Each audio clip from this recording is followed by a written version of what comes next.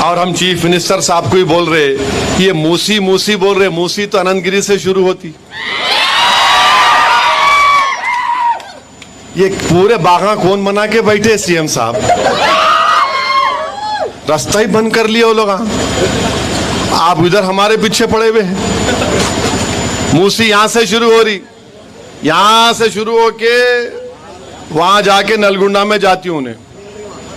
तो हम भी गवर्नमेंट से बोलेंगे जरा देखो इन चीजों को आप, हमको कोई मतलब नहीं है।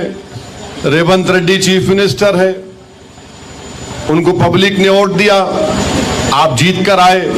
हम फिर से कह रहे हैं कि गरीबों से इंसाफ करो बस आप, चाहे कोई भी हो, किसी मजहब का हो, सबसे कमजोर से इंसाफ होना चाहिए।